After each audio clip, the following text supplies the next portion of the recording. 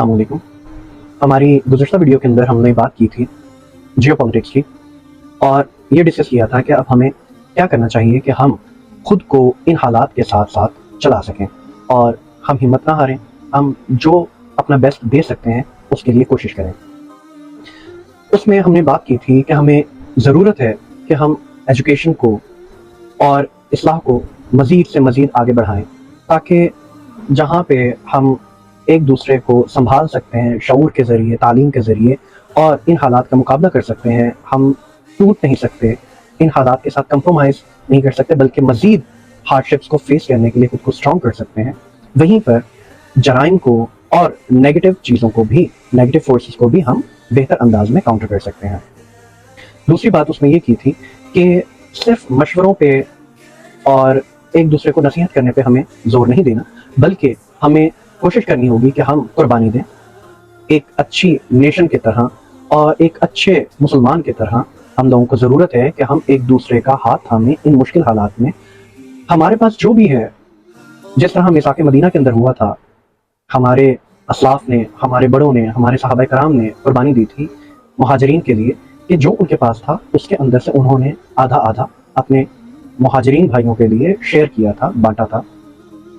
आज इस मुश्किल वक्त में हम लोग उसी जज्बे को दोबारा से जिंदा करें, और ये नहीं कि सिर्फ इस जज्बे को आज ही के हालात के अंदर जिंदा रखें, आज ही की जो सिचुएशंस हैं उसके अंदर अपने पास रखें, बल्कि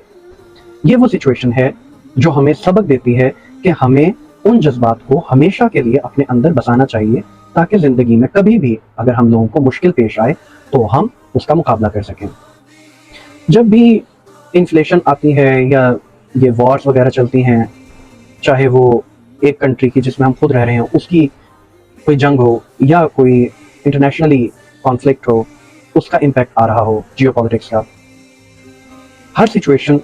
को हैंडल करना हमें आना चाहिए। ये चीज़ हम सीखते हैं एजुकेशन में, तालीम से, शऊर से, और मज़ीद पढ़े लिखे लोगों से। अब तालीम में अगर हम बात करें तो सबसे बेहतरीन तालीम का ज़रिया हमारा कुरान पाक है, हमारी मजहबी किताब है, जिसको हम कतई बालाए ताक नहीं रख सकते। मगर अफसोस है कि आज हमारे बेशतर मुसलमानों ने इस चीज़ को सिर्फ वज़ाइफ के लिए, तावीज़ात के लिए, शादी ब्याह में दुल्हन के सर के ऊपर साया करने के लिए, साया रहमत के लिए रखा हुआ है, या हमने सिर्फ जो मस्जिद की चार दीवारी के अंदर हमारे मुसलमान बहन भाई रहते हैं उनकी जिम्मेदारी लगा रखी है कि बस वही इससे इस्तिफ़ादा हासिल करें। जब हमें किसी ख़ास मौजू के ऊपर फतवा दरकार होगा या कोई सवाल होगा तो तब हम उनसे जाके पूछ लेंगे, जबकि ये किताब हर मुसलमान के लिए थी, किसी एक तबके के लिए, किसी एक सिचुएशन के लिए कतई नहीं थी।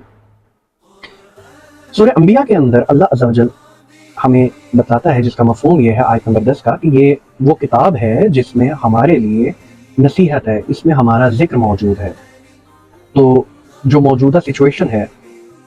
जिसके अंदर अक्सर लोग डिप्रेशन का, एंजाइटी का और शिकार हैं और पैरानॉइड हैं, अक्सर हो जाते हैं, इसका जवाब कुरान हमें किस तरह से देता है। पहला सवाल यहाँ पे ये पैदा होता है कि हम डिप्रेस क्यों होते हैं, हम परेशान क्यों होते हैं, हम ज़हनी तनाव का शिकार क्यों होते हैं। तो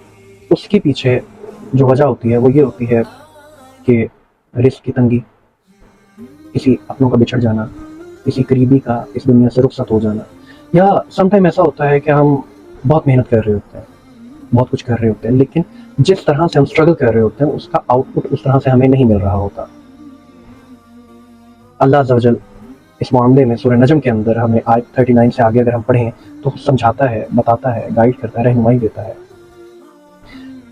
कि वो परवरदिगार वही है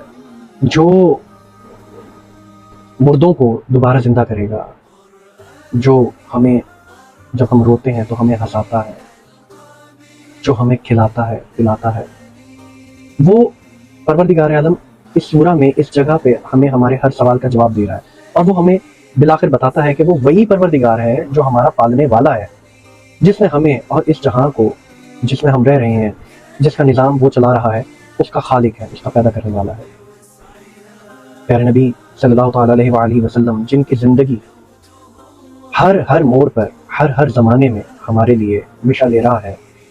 हमारे लिए सबक है, हमारे हर सवाल का जवाब है।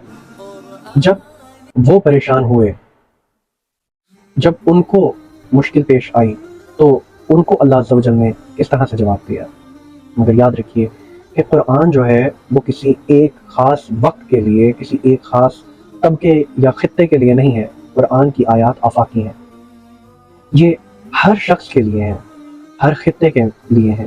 اس میں ہر انسان کے لیے رہنمائی موجود ہے. سورہ والضحیٰ کا نزول ہوا جب پیارے آقا علیہ الصلوۃ والسلام کے اوپر کچھ ٹائم کے لیے وہی کا سلسلہ رک گیا، جبریل امین نہیں آئے اور کفار مکہ نے پیارے آقا علیہ الصلوۃ والسلام کو تنگ کیا، تکالیف پہنچائیں اپنی زبان کے ذریعے، اپنی زبان کے تیروں کے ذریعے. تو اللہ عز و جل نے دن اور رات کو مثال بنا کر سامنے رکھا. والضحیٰ یعنی کہ قسم ہے چارج کے وقت کی، اور رات جب کہ وہ چھا جائے. کہ جس طرح ہمیشہ دن نہیں رہ سکتا، ہمیشہ رات نہیں رہ سکتی، اسی طرح زندگی میں کوئی بھی فیز ہے وہ ہمیشہ نہیں رہ سکتا. زندگی میں اپس اینڈ ڈاؤنس چلتے رہتے ہیں. سنن نبی داؤد کی حدیث ہے جس میں ہمیں بتایا گیا ہے، مفہوم کچھ یوں ہے کہ جو شخص استغفار کو اپنے اوپر لازم کر لیتا ہے، اللہ عز و جل اس کے لیے ہر تنگی میں سے راستہ نکال دیتا ہے. اور سورہ نوح میں اللہ عز و جل ہماری مشکلات کا سلوشن بتاتا ہے کہ اگر آپ استغفار کریں گے تو اللہ عز و جل آپ کو کیا عطا کرے گا؟ بارشیں دے گا، رحمتیں دے گا، آپ کو بیٹے دے گا، آپ کو باغات دے گا، نہریں دے گا. غرض یہ کہ اللہ عز و جل آپ کو اپنی نعمتوں سے سرفراز کر دے گا. جو انسان استغفار کرتا ہے، جو انسان خود کو جھکا لیتا ہے، جو اللہ عز و جل کی رحمت سے مایوس نہیں ہوتا، اس کو اس کا صلہ ضرور ملتا ہے جو اس نے اعمال کیے ہوتے ہیں، جو اس نے اسٹرگل کی ہوتی ہے، جو اس نے کوشش کی ہوتی ہے.